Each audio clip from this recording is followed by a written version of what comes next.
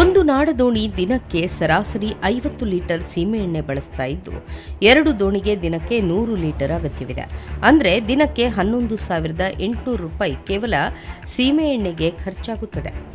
ಅಷ್ಟು ಖರ್ಚು ಮಾಡಿ ಕಡಲಿಗೆ ಇಳಿದರೂ ಮೀನು ಸಿಗದಿದ್ರೆ ಸಂಪೂರ್ಣ ನಷ್ಟ. ಈ ದುಬಾರಿ ನಷ್ಟದ ಭೀತಿಯೇ ಬಹುತೇಕ ಮೀನುಗಾರರನ್ನ ದೋಣಿ ಕಟ್ಟಿ ನಿಲ್ಲುವಂತೆ ಮಾಡಿಸಿದೆ.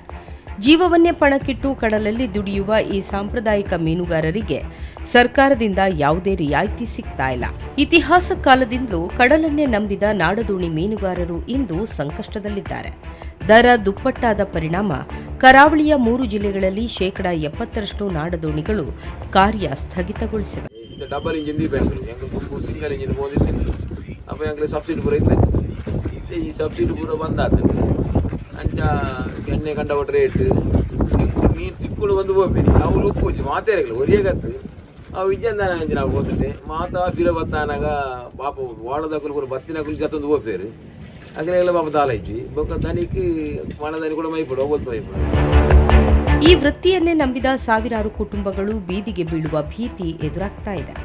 ತಮಿಳುನಾಡಿನಲ್ಲಿ ಲೀಟರ್ಗೆ 25 ರೂಪಾಯಿ, ಕೇರಳದಲ್ಲಿ 25ರಿಂದ 30 ರೂಪಾಯಿಗೆ ಸೀಮೆಎಣ್ಣೆ ನೀಡಲಾಗ್ತಾ ಇದ್ರೂ ಕರ್ನಾಟಕದಲ್ಲಿ ಮಾತ್ರ ರಿಯಾಯಿತಿ ಇಲ್ಲ.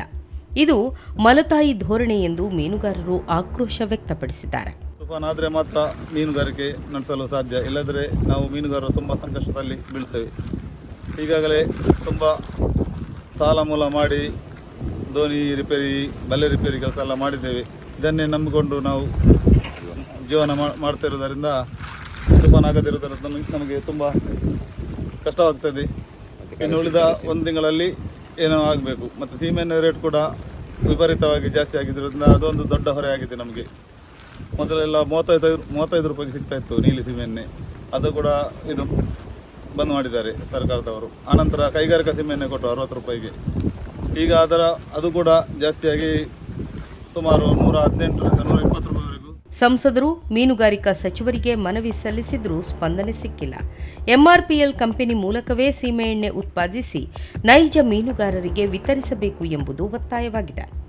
ನಾಡು ನುಡಿ ಉಳಿಸುವ ಮಾತನಾಡುವ ಮುಖಂಡರು ಕಡಲ ಕೃಷಿಕರ ಮೂಲ ಕಸುಬು ಉಳಿಸಲು ಮುಂದಾಗಬೇಕು.